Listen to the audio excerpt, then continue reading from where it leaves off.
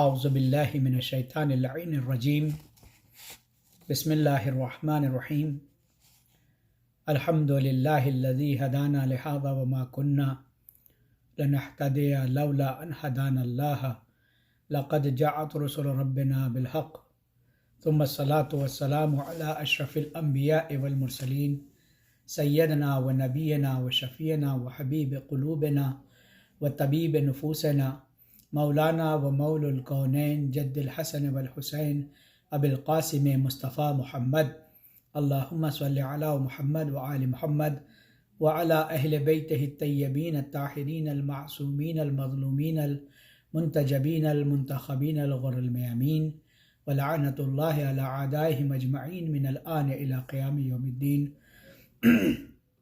اما بعد فقد قال اللہ الحکیم فی القرآن الکریم وقولہ الحق وہو اصدق القائلین بسم اللہ الرحمن الرحیم یا ایہا الذین آمنوا کتب علیکم الصیام کما کتب علی الذین من قبلکم لعلکم تتقون صدق اللہ العلی العظیم۔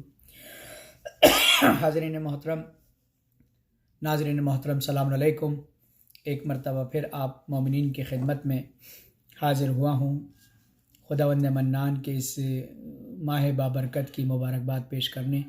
خداوند منان آپ کو اس ماہ مبارک رمضان میں تمام پریشانیوں سے آپ ازالہ فرمائے اور آپ سب کی مطلوبات شرعیہ کو قبول فرمائے۔ بالخصوص جس دور میں انسانیت پریشان ہے، انسانیت کی بقا کے لیے بتوسط امام مہدی دی آخر زمان عجل اللہ تعالیٰ فرج و شریف پوری عالم انسانیت کی مدد فرمائے اور اس عذاب و امتحان سے رہائی عطا فرمائے۔ عزیزان گرامی، یہ وہ مہینہ ہے کہ جو اللہ کو سب سے زیادہ پسند ہے،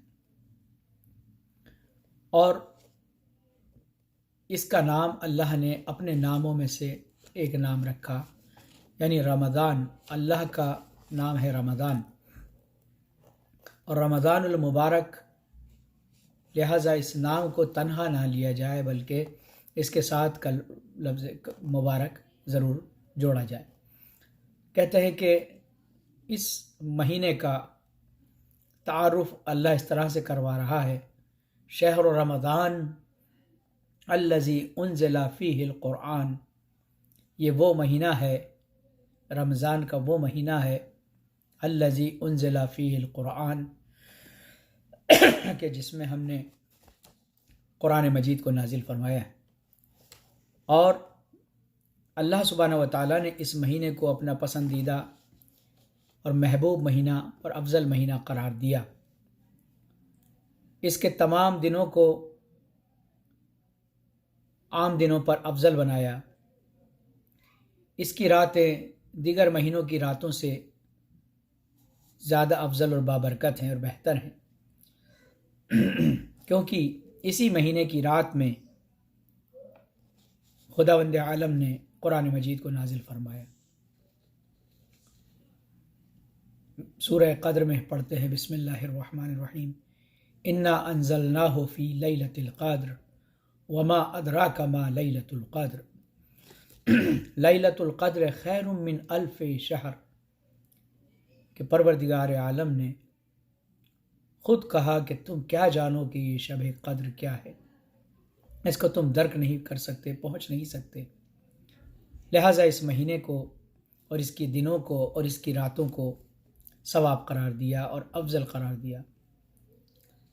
یہ مہینہ تمام مہینوں کا سردار ہے۔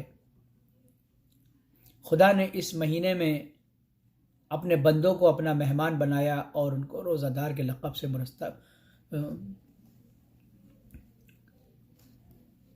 آراستہ فرمایا۔ کہتے ہیں کہ نزول قرآن، روزوں کا وجوب، شبۂ قدر، امام حسن مجتبیٰ کی ولادت اور آتش جہنم سے نجات کا راستہ، اور اس ماہ میں بہشت کے دروازوں کو کھولنا اور فرشتوں کے ذریعے سے یہ اپنے بشر کو، اپنے انسان کو یہ آواز دینا کہ حل من تائب، کوئی ہے جو توبہ کرے، حل من سائل، کوئی ہے جو سوال کرے، اور حل من مستغفر، کوئی ہے جو اپنے استغفار کرے اور اپنی مغفرت کروائے۔ ماہ رمضان المبارک اللہ کی عبادت کے ساتھ ساتھ اپنے بشر کے لیے اللہ نے ایک موقع دیا ہے۔ اس موقع کو دیا ہے کہ ادعونی استجب لکم، تم مجھے پکارو، میں تمہاری پکار کو سنوں گا۔ اور اللہ سبحانہ و تعالیٰ نے اس مہینے کو کردار سازی کا مہینہ قرار دیا ہے کہ لوگ اپنی کردار سازی کریں۔ آپ نے سوچا ہے کہ اس مہینے میں قرآن کا کتنا ثواب ہے؟ عام دنوں میں یا عام مہینوں میں اگر شخص کوئی پورے قرآن کو ختم کرتا ہے اور اس کا جو ثواب اس کو حاصل ہوتا ہے، اور اگر رمضان المبارک میں اس کی تلاوت کرتا ہے تو ایک آیت کا ثواب پورے قرآن کے ثواب کے برابر قرار دیا۔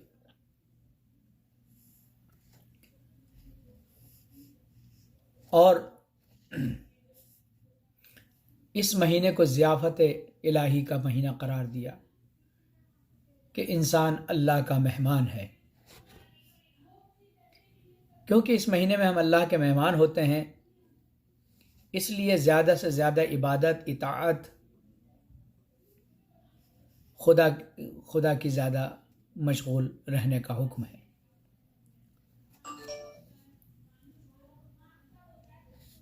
انسان جب مہمان بنتا ہے تو اس کو وہ اصول اور وہ قانون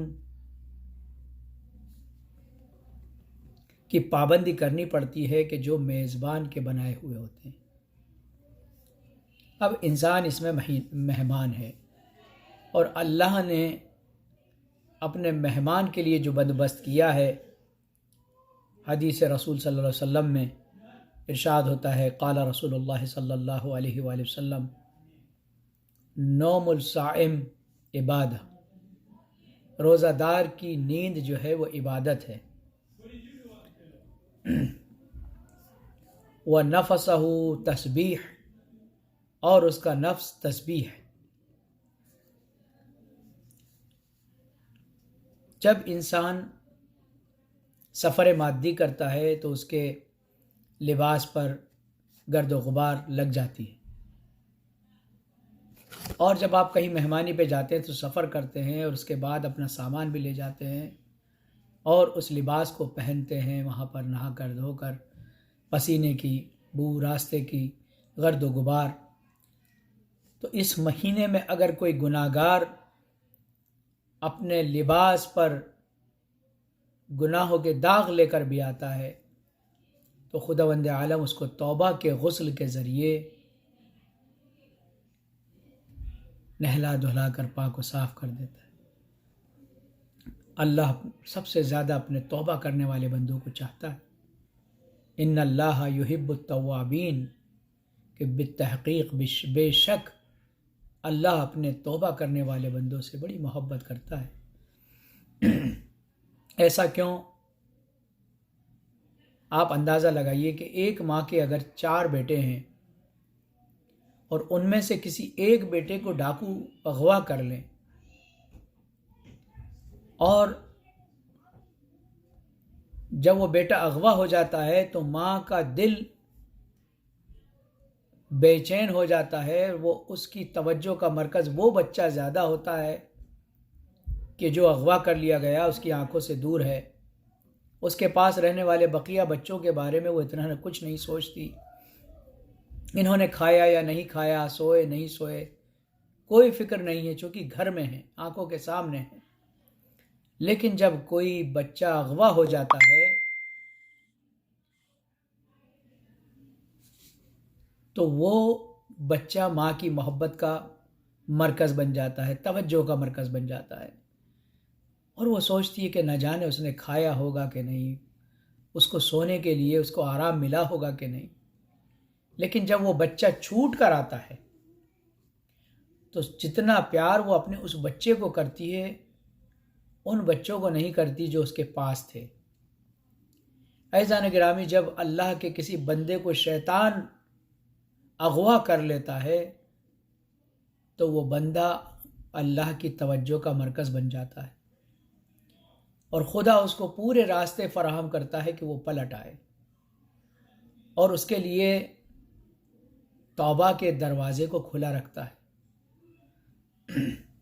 جب بھی بندہ توبہ کر کے شیطان کے چنگل سے چھوٹ کر واپس آتا ہے تو اللہ فرماتا ہے ان اللہ یحب التوابین، کہ بے شک اللہ توبہ کرنے والوں کو بہت زیادہ چاہتا ہے۔ تو عزیزان گرامی، جب ہم لباس عوض کرتے ہیں تو اس مہینے میں بھی ہمیں تکبر کا لباس، ہمیں غرور کا لباس، ہمیں برائیوں کا لباس، ہمیں بری عادتوں کا لباس، ہمیں غیبت و تہمت و جھوٹ کا لباس، یہ تمام لباس ہمیں ختم کرنے ہیں، اور اس کے بعد لباس تقوی پہننا ہے۔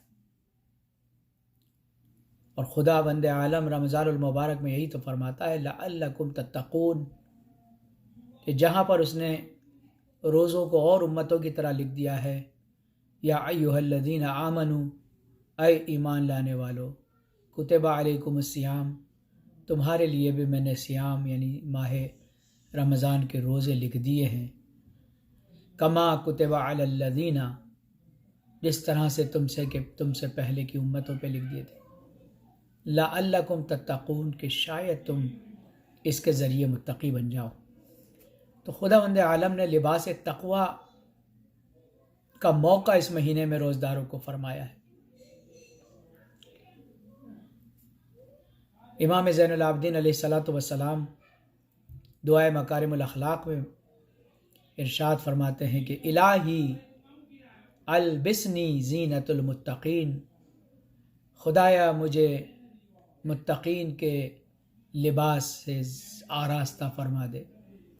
یہ وہ فرما رہا ہے، یہ وہ کہہ رہا ہے کہ جو زین العابدین ہے، عبادت گزاروں کی زینت ہے، آدم آل محمد، نوح آل محمد، ذو الصفنات جس کو کہا جاتا ہے، وہ امام ہماری ہدایت کے لیے دعا کی یہ فقرات دہراتا ہے، اور تاکہ یہ ہمارا زندگی کا منشور بن جائے، اور اس بند میں اس جملے کو کہنے کے بعد الہی البسنی زینت المتقین، خدایا مجھے متقین جس سے آراستہ ہوتے ہیں وہ لباس پہنا دے۔ اس کے بعد 22 لباس امام بیان کرتے ہیں، جس طرح سے ہم الگ الگ جگہ پر الگ الگ لباسوں کو استعمال کرتے ہیں، امام نے الگ الگ صفات کو، الگ الگ اچھائیوں کو لباس متقین کہہ کر بیان فرمایا ہے۔ لہذا عزیزان گرامی، جب ہم کسی کے یہاں مہمان جاتے ہیں تو سب سے پہلے ہم اپنے آپ کو آراستہ کرتے ہیں، پرانے کپڑے بدلتے ہیں، اپنے حال کو اچھا بناتے ہیں، اپنی گفتگو کو نرم بناتے ہیں، اپنے چلنے پھرنے ہنسنے کے انداز میں تبدیلی کرتے ہیں۔ اس کے بعد جو کچھ بھی میزبان کھانے کو دیتا ہے، جیسا کھانا وہ پسند کرتا ہے، اس کھانے کو ہم تناول فرماتے ہیں۔ اس کے علاوہ جس طرح دنیاوی میزبان کے سامنے ہم اپنی بری عادتوں کو بالکل چھپا لیتے ہیں، خداوند عالم کے یہاں پہ بھی اگر ہم مہمان رہتے ہیں تو ہمارا ایک موقع ہے کہ ہم اپنی بری عادتوں کو چھپائیں ہی نہیں، بلکہ اس سے نجات پالیں اور اس کی معافی بھی اللہ سے طلب کر لیں۔ اور وہ مہمان بنا کر عید الفطر، اس کو اسی لیے کہا جاتا ہے۔ عید کا روٹ ورڈ ہے وعدہ، اللہ کا یہ وعدہ ہے کہ وہ تمہیں معاف کر دے گا۔ ہم عید الفطر اسی لیے تو مناتے ہیں کہ حضرت آدم نے جب ترک اولا کر لیا اور توبہ کے راستے تلاش کیے، الگ الگ طرح سے اللہ سے معافی مانگی۔ لہٰذا حضرت آدم نے 1 مہینے تک کھانے کے وقت کو چھوڑ دیا، کھانے کے وقت کو محدود کر دیا۔ اللہ کو اس کے بھوکے رہنے کی ادا اس قدر بھائی کہ اس نے 1 مہینے کے روزے ہم پر واجب کر دیے۔ اور عید کے دن چونکہ حضرت آدم ابو بشر کی دعا قبول کی تھی، توبہ قبول کی تھی، اس لیے اس روز کو مسلمانوں کے لیے، انسانیت کے لیے عید کا دن قرار دے دیا کہ میں اپنے وعدے کا سچا ہوں، میں صادق الوعد ہوں۔ تو عزیزان گرامی، اللہ سبحانہ و تعالیٰ کے اعتبار سے انسان اپنی کاموں کو چلاتا ہے۔ اس مہینے میں سانس لینے کا بھی ثواب لکھا جاتا ہے۔ اس مہینے کی ہر بات کو ہمارے لیے حسنات میں لکھا جاتا ہے، ہماری بہت سی غلطیوں کو معاف کیا جاتا ہے۔ عزیزان گرامی، اس رحمت والے آقا جو خود رحمان و رحیم، جس کا نبی رحمت للعالمین، تو پھر ہم اس رحمان الرحیم سے اپنا رابطہ قائم کیوں نہ کریں؟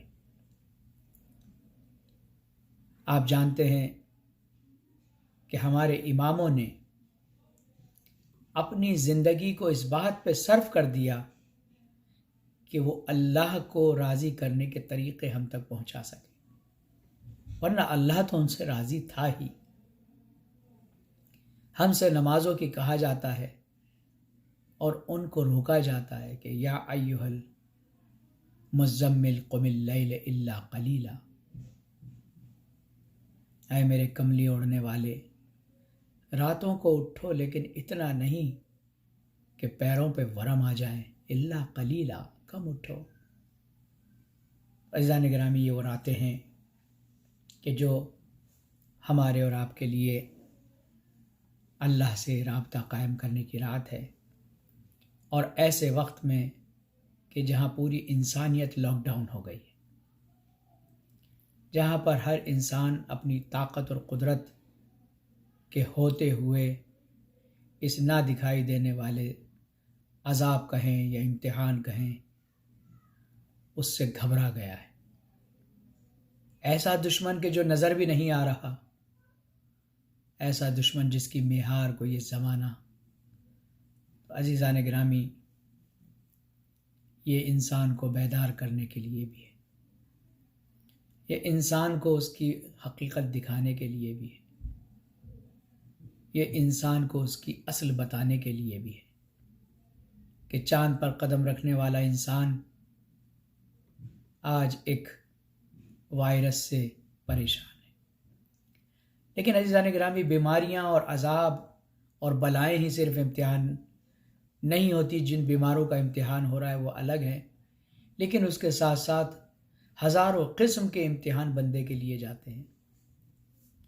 آپ جیسا دیکھ رہے ہیں کہ اس لاک ڈاؤن ہونے کی وجہ سے پیسے والوں کے لیے کوئی مسئلہ نہیں تھا، انہوں نے کئی مہینوں کا راشن اور کھانے کی اشیاء خرید لی، لیکن وہ لوگ کہ جو ان حالات میں گھر سے باہر نہیں آ سکتے، کام نہیں کر سکتے، روز کھانے اور کمانے والے تھے، ان کے حالات بد سے بدتر ہو جاتے۔ ایسے میں اگر ان کو رزق پہنچے تو وہ ان کی امیدوں اور اللہ پر یقین کو بڑھائے گا اور اللہ کی جانب سے اس کو مدد مانگے گا۔ تو عزیزان گرامی، ہماری ذمہ داری ہے کہ ہم اللہ کی مدد بن کر، نصرت الہی بن کر، اپنے امام کے نقش قدم پر چلتے ہوئے ان لوگوں کی مدد کریں کہ جو مستحقین ہیں، ان تک اپنا انفاق کا امتحان دیں۔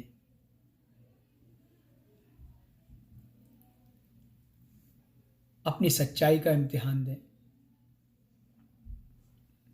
اپنی بیداری کا امتحان دیں، اپنے امیر المومنین کے پیروکار ہونے کا امتحان دیں۔ یہ ہمارا امتحان ہے۔ خداوند منان آپ سب کو بھی اس امتحان میں کامیاب فرمائے، اور میری ان سے بھی درخواست ہے کہ جو لوگ ایسے نازک ماحول میں بھی اپنے مال بنانے کا راستہ تلاش کرتے ہیں، غریبوں کے مال کو کھا جاتے ہیں، عزیزان گرامی، آخرت سے ڈریں، اور اس آخرت سے پہلے اس بلا سے ڈریں، اس وبا سے ڈریں کہ نہ جانے کب انسان کی آنکھ بند ہو جائے۔ اس جہان فانی کی بس یہی کہانی ہے، ایک سانس آنی ہے، ایک سانس جانی ہے۔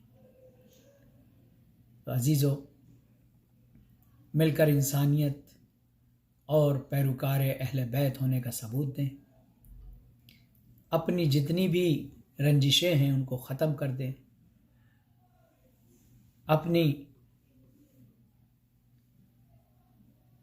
کیونکہ دشمنی کو دل میں بڑا کرنے کا نام بڑائی نہیں ہے، بلکہ دشمنیوں کو بھلا دینے کا نام بڑائی ہے۔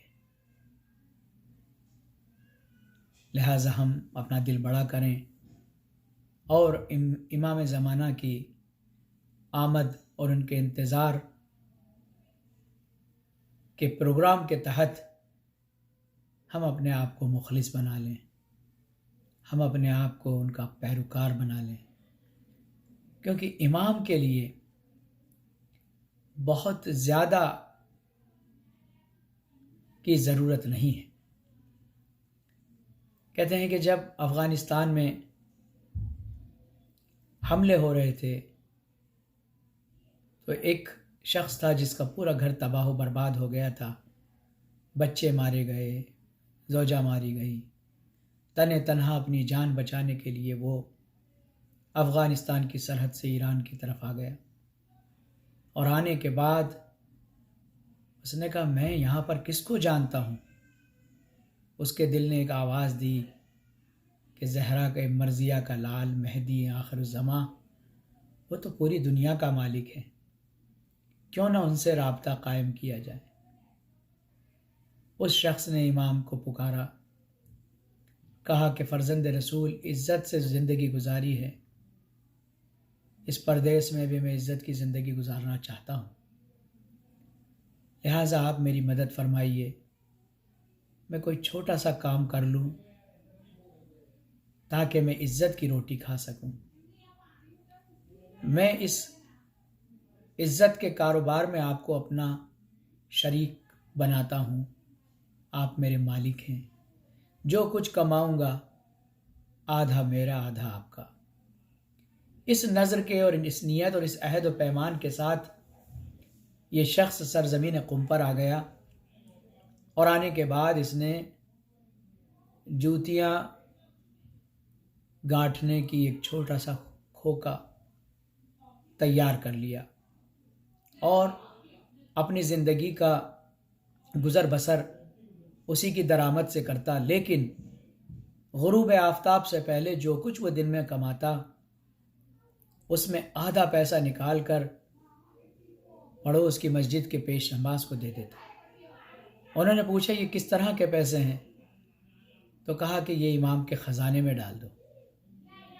انہوں نے سوچا کہ امام کو صدقہ دیا نہیں جا سکتا، روز اس پر خمس کس طرح سے واجب ہوگا، بقیہ اس کے حالات ایسے لگ نہیں رہے کہ یہ ایک روز اس پیش نماز نے اس سے کہا کہ یہ میں پیسے نہیں لوں گا جب تک کہ یہ نہیں بتاؤ گے کہ یہ کس طرح کے پیسے ہیں۔ انہوں نے اپنی پوری داستان سنائی اور کہا کہ میں نے یہ طے کیا ہے کہ جتنا کماؤں گا آدھا میرا آدھا امام کا، لہٰذا آپ اس کو امام کے خزانے میں ڈال دو۔ یہ کہہ کر وہ چلا گیا۔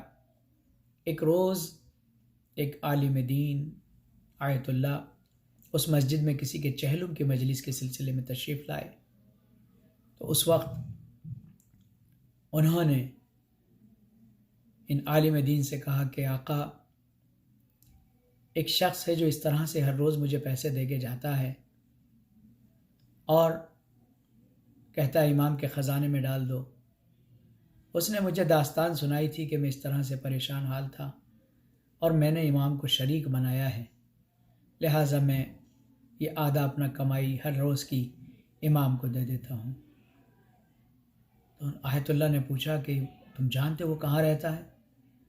کہا کہ یہ تو نہیں جانتا کہاں رہتا، لیکن ہاں تھوڑی دوری پر وہ ایک کونے پر بیٹھا ہوا لوگوں کی جوتیاں صحیح کرتا ہے، گانٹتا ہے۔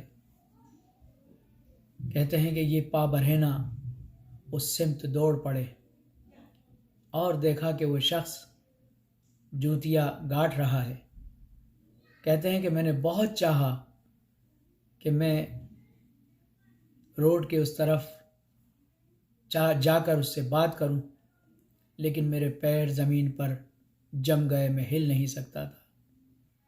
میں نے کیا دیکھا کہ کوئی نورانی شخصیت اس کے پاس کھڑی ہے اور باتیں کر رہی ہے۔ وہ شخص اپنی جوتیاں گاٹتا ہے اور سر اٹھا کر ان کی بات کا جواب دیتا ہے۔ دیکھتے ہی دیکھتے وہ روحانی شخصیت غائب ہو گئی۔ کہتے ہیں جیسے ہی وہ وہاں سے غائب ہوئے، میرے قدم اکھڑے اور مجھ میں یہ طاقت آئی کہ میں روڈ کو پار کر کے اس تک جاؤں۔ جب میں وہاں پہنچا اور اس شخص سے پوچھا کہ تم کون ہو، اس نے اپنا نام بتایا۔ کہا یہ ابھی تم کس سے باتیں کر رہے تھے؟ تو کہتا ہے مجھے نہیں معلوم یہ کون ہے، لیکن ہر روز میری خیریت پوچھنے آتا ہے۔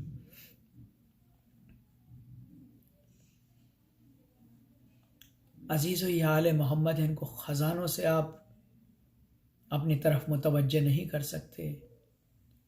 ان کے یہاں کمیت شرط نہیں ہے، کوانٹیٹی شرط نہیں ہے، ان کے یہاں کیفیت اور کوالٹی شرط ہے کہ ہم کن حالات میں ان کو پکار رہے ہیں، ہم کن حالات میں ان سے باتیں کر رہے ہیں، ہم کن حالات میں ان سے مدد مانگ رہے ہیں، ہم کس انداز میں ان سے مدد مانگ رہے ہیں۔ عزیزان گرامی، بس واحد اللہ رونے لگے، میرے مولا میں نے کہاں آپ کو نہیں ڈھونڈا، لیکن میری نگاہیں یہ نہیں سمجھ پائی کہ آپ دل کے خلوص نیت کے دروازوں کو جا کر دیکھتے ہیں۔ میرے مولا میں سمجھ گیا کہ آپ کا گزر وہی ہے جہاں پر خلوص اور سچائی ہے۔ اے مہدی آخر الزماں ہماری مدد فرمائیے، خدایا انسانیت کی مدد فرما، امام کے ظہور میں تعجیل فرما، ہم سب کو ان کے اعوان و انصار میں شمار فرما۔ ربنا تقبل منا انک انت السمیع العلیم برحمتک یا ارحم الراحمین۔ اللہم کل ولیک الحجۃ ابن الحسن صلواتک علیہ وعلی آبائہ فی ہذہ الساعہ وفی کل ساعہ ولیا وحافظا وقائدا وناصرا ودلیلا وعینا حتی تسکنہ ارضک طوعا وتمتعہ فیہا طویلا برحمتک یا ارحم الراحمین۔ ایک مرتبہ سورہ الحمد، 3 مرتبہ سورہ اخلاص کی تلاوت کر کے تمام مرحوم مومنین مومنات اپنی اموات کے ساتھ میری اموات اور بالخصوص اس حادثے میں، اس امتحان میں، اس بلا میں جو مومنین یا جو لوگ جاں بحق ہوئے ہیں ان کی روح کو ایصال فرما دیں۔ السلام علیکم ورحمۃ اللہ وبرکاتہ۔